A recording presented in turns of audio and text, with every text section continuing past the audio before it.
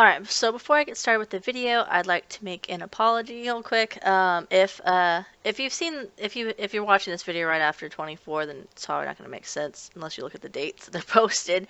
But yeah, this for those who've probably been waiting, maybe, yeah, like this video is like almost probably like 6 months late because we're like I don't know, like 2.5 weeks out from actually season 2 airing.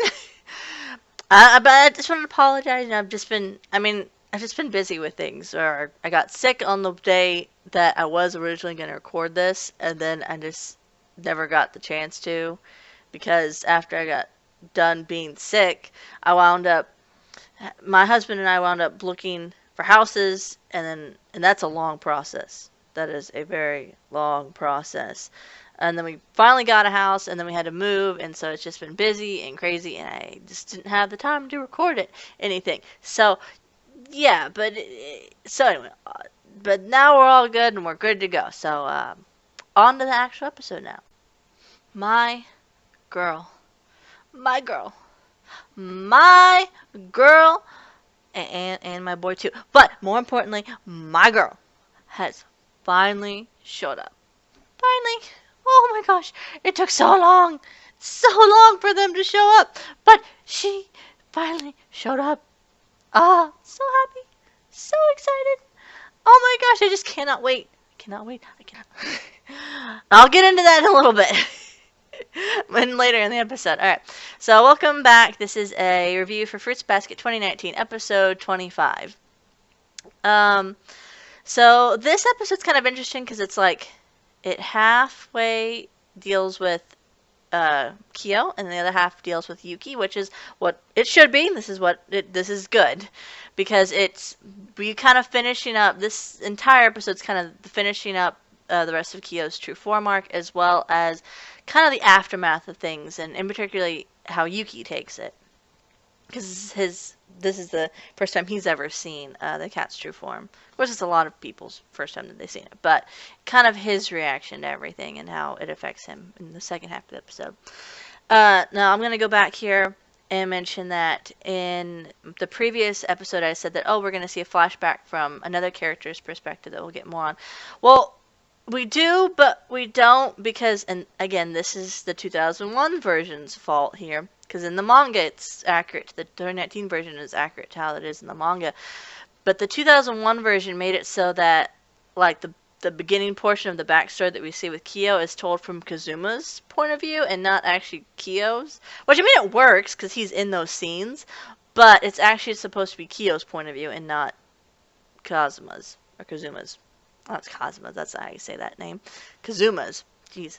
Watching too much Noragami at the moment. That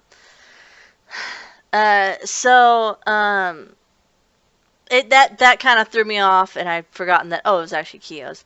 But we start off and we get Kyo's introduction, or at least not introduction, but, you know, his a little bit more of his backstory from his childhood.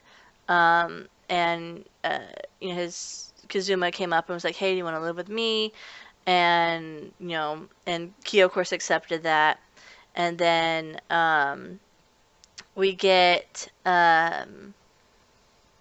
Kazuma, not Kazuma, but you see Kyo kind of being with Kazuma as a child, and both Kyo and you can obviously assume Kazuma as well, overhearing some of the other Soma, you know, people being like, oh, and I feel bad for Kazuma. He had to take in the cat, and I feel bad for him because he's so young and whatnot. And of course, little kid Kyo gets upset about it, but then obviously Kazuma hears that and sees Kyo's reaction, and, you know, lifts him up and says, hey, you know, I'm gonna take you places better than this. You're gonna be breathing air from higher places from now on. That's really sweet. It's adorable. But you get Kyo's kind of monologue throughout this, going, you know, he's kind of being with Kazuma growing up, and he's like, you know, I wish he was my father. I wish he really was. And I wish I could tell him that. But you can, in a lot of ways, in a lot of ways, you can, oh, what is it? It's actually this really cute little scene. If you can kind of piece it together that Kyo and Kazuma are are doing a bath together, and Kyo's like, oh hey, like, I heard on TV that karate masters get called Shishao. So do you get called that? And Kazuma was like, well, no, I don't really. I mean, I could, but I don't have any. I don't actually have any of my students do that. And then you can see the little wheels and little kid Kyo's head turning, and and then of course the next scene you see him calling Kazuma Shishao when he comes home, and it's really cute because it's in a way, because again, as I said before, it's Kyo. He wants, in a lot of ways, he wants Kazuma to be his master, and so in a sense, you could say that that's kind of little kid Kyo's way of coming up with a way of identifying Kazuma as his father in his own way without actually saying father, by calling him Shishao, because none of the other Soma family members actually call him Shishao. They call him maybe Master or Kazuma Dono, but they don't call him Shishao. Only Kyo does. So it's kind of like Kyo's own special way of saying father to him, which is cute. But we see that he wants to, in a lot of ways, tell Kazuma that he thinks of him as his father, but he's scared to do so because he's scared that Kazuma will reject him and be like, oh, what are you talking about? That's stupid. And he also doesn't want Kazuma to get hurt, or be ridiculed because of Kyo. Like, so you see, from again, when Kyo was a child, and what the people were saying. And then when Kyo gets in trouble in middle school, and the teacher is being like, oh man, I know he's only your foster father, but man, he could have raised you better. And Kyo getting upset about that, being like, no, he's not my dad, because he doesn't want people to blame Kazuma. He doesn't want Kazuma to get hurt in the process of all this. And then then it kind of, you go back and Kyo wakes up and he runs downstairs. He's like, where's Kazuma? And, Shigure's like, well, he's not here. He already left. Toru's walking him down. And so Kyo runs down to go meet up with him. And then we switches over to more of Kazuma's perspective, where he's talking with Toru and he's like, hey, I mean, I know, thanks for walking with me down here. I know I should probably say something to Kyo, say goodbye to him. I normally would, but I just can't muster up the words to. I don't know how to say those things yet, because I just took his comfort away. I forced him to. I took him out of his comfort zone and pushed him, and yeah, he overcame it, but I can't just be go to him and be like, oh, hey, congratulations, good job for you. I pushed you out of your comfort zone, and you did exactly what I wanted you to do, or what I hoped you would do. He's like, I can't do that. That's just rude. He's like, I just don't know what to say to him at the moment. And he explains to Toru that, he kind of originally took Kyo in as atonement for his actions towards his own grandfather, who was the previous cat, which you see young Kazuma and his grandfather, and his grandfather is kind of locked away in this little house. And Kid Kazuma's like, oh, I don't want to, when his grandfather offers him a little dongo, I think, or something like that. Is it dongo? No, it's like a sweet bun or something. He offers him a little candy, and he's like, oh, I don't want to eat that, I'll get cursed, and he runs away. And then he says, when he got older and he saw how Kyo was treated, he realized the cruelty of not only what he did to his grandfather, but just the cruelty of the entire situation in general. And so he initially took Kyo in as a way to atone for that, but he very quickly fell in love with Kyo in a paternal way, and that he grew to love Kyo as if he was his own son. But similarly to Kyo, he never was able to really express that and to tell Kyo those things, because he was scared that Kyo would reject him, and that Kyo would run away, and that Kyo would think that was stupid, and that and that in some way he would hurt Kyo. And so you get this really interesting little dynamic of they both think of each other as father and son, but neither of them really want, not that they don't want to admit to that, but they're scared to because they're scared of what the other may think or what others may think as well. And Toru kind of comforts Kazuma. It's like, no, I think you really were a fatherly figure to him, because sometimes, as harsh as it is, a parent sometimes has to push their child to get them out of their comfort zone. You can't walk around with a security blanket all your life. You have to be courageous, and you have to test the waters, and you have to be able to get hurt, kind of like what Shigure said near the very beginning of the series, where he says, you have to experience, the only way to be able to socially interact with people and to be able to become friends with them is you have to learn to be hurt by them, and to get hurt, to hurt someone and get hurt by them, and that will include having to drop down your security blanket. In this case, this was Kyo's ultimate security blanket, in that of his beads that Kazuma had to force him to let go of in order so that he could actually move on and become a better person than who he is. So Kyo finally meets up with them, and he's, be like, why? He starts fighting Kazuma. He's like, why'd you leave me? You didn't have to do that. And Kyo's kind of thinking, you can kind of tell, especially from the thought process of the little of his flashback memory earlier, was that he says, he apologizes to Kazuma, saying, sorry, I'm not as strong as I want to be, or as what I should be. One day I hope to be more independent. One day I hope to be the kind of person that can, be proud to call you my father. That's the, kind of man I'm going to be one day, And of course, that's when he actually finally connects, literally with the throw of a punch, with Kazuma. And Kazuma's like, okay, all this time we've been missing each other. All this time we keep passing each other up, never connecting. But here we finally connected. And Kazuma finally realized, okay, yes, because Kyo just admitted that he thinks of him as a father.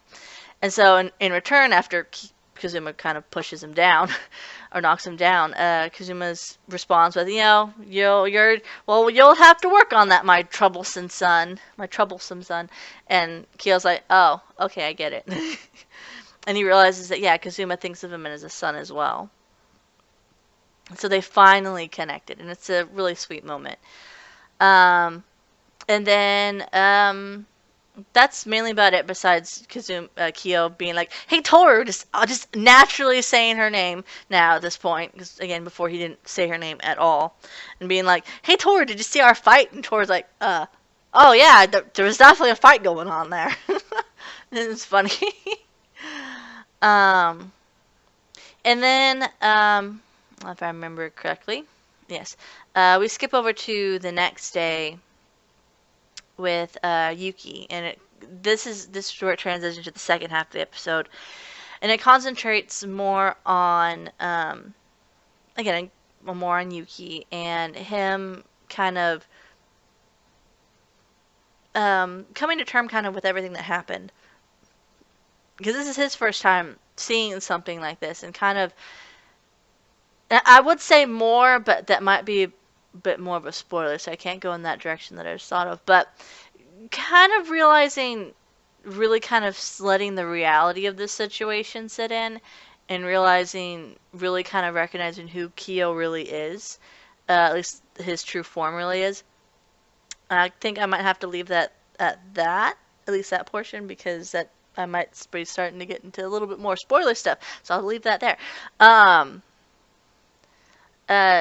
think it's still one of the most hilarious scenes. But Kyo's they're having breakfast, and Kyo says, "Oh, I'm gonna be going to Kazuma's place to train at his dojo 3 times a week now." It's like, okay. And then Yuki comes downstairs, and they're all eating breakfast, and it's in the manga, and I'm so glad it's back, because it is.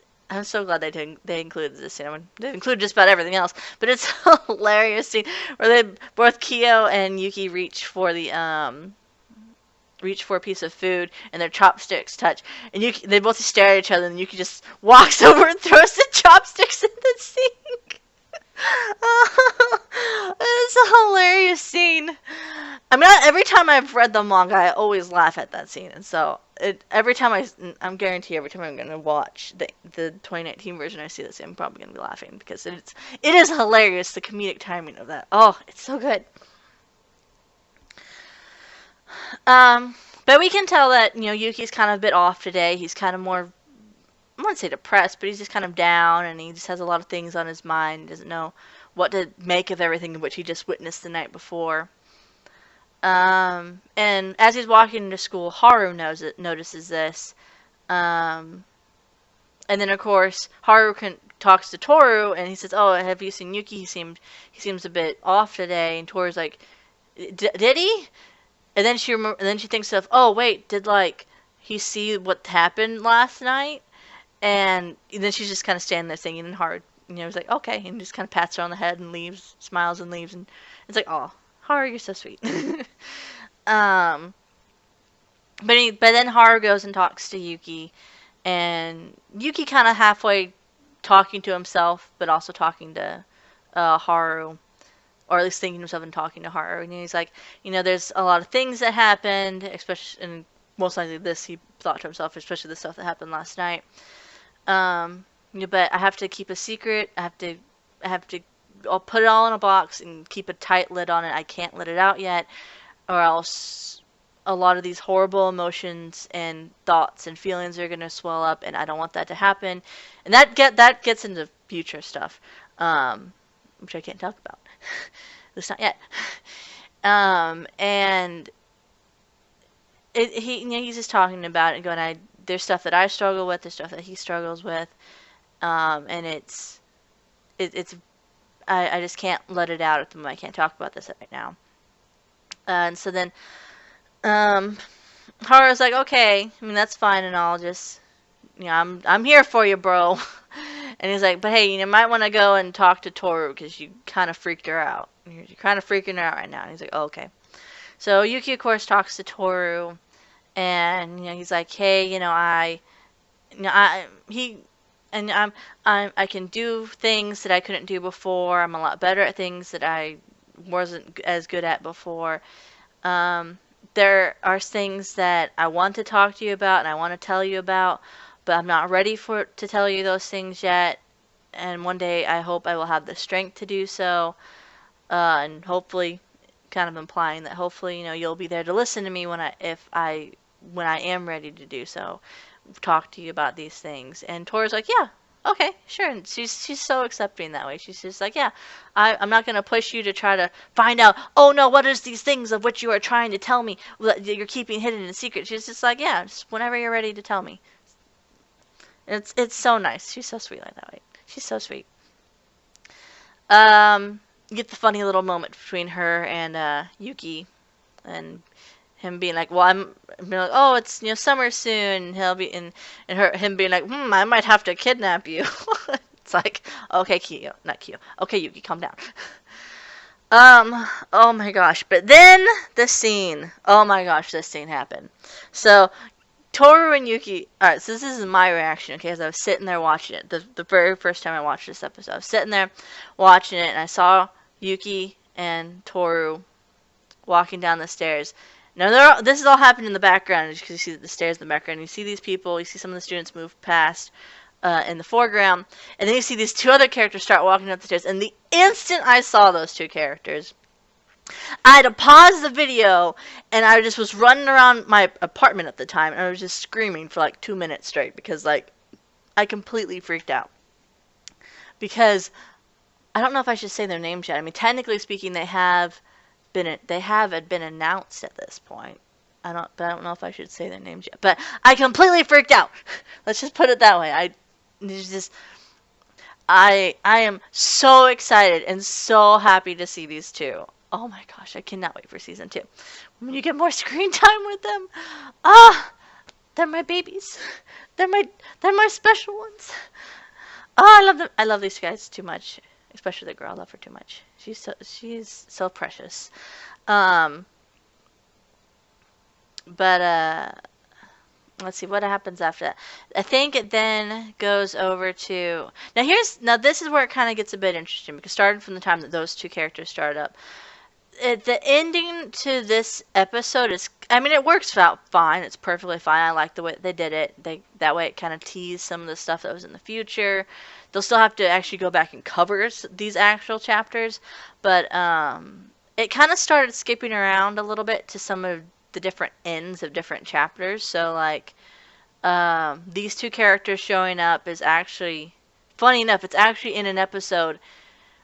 Their original appearance is an episode in the 2001 version, which we haven't actually gotten to yet, but I'm assuming we're going to get to in the 2019 version, or in season 2 pretty soon.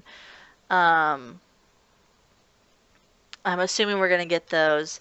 And that episode dealing with the fan club, that's a fan club episode, by the way. That's when those two characters are supposed to appear.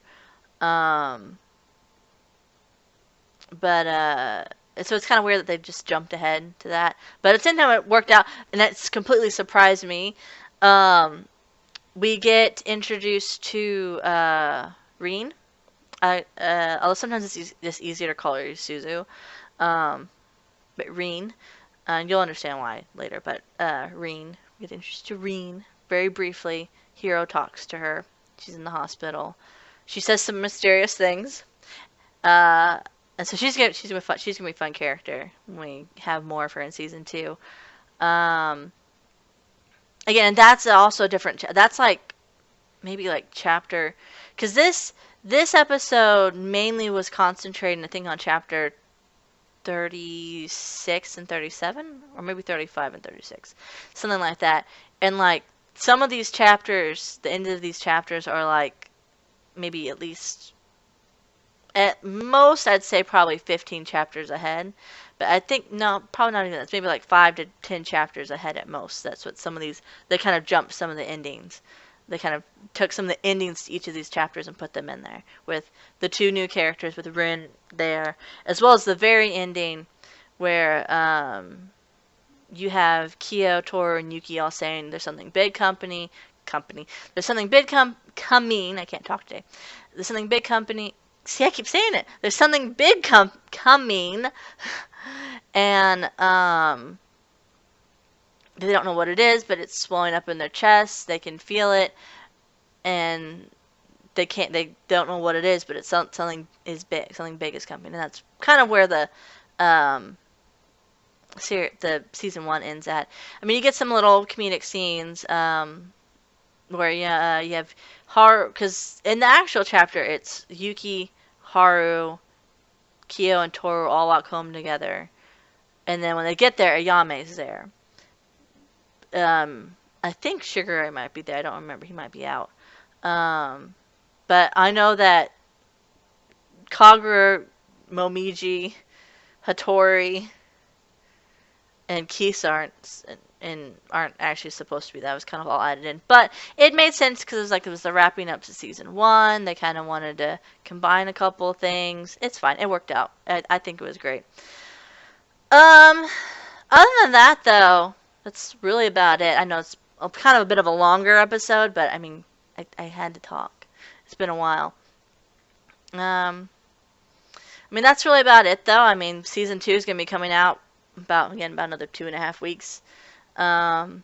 So I will see you guys then. I might have some update video things, or at least Fruits Basket wise I want to go over, but other than that, that's really about it. I might make that all one video. I haven't decided. Anyway, so thanks for watching, and bye for now.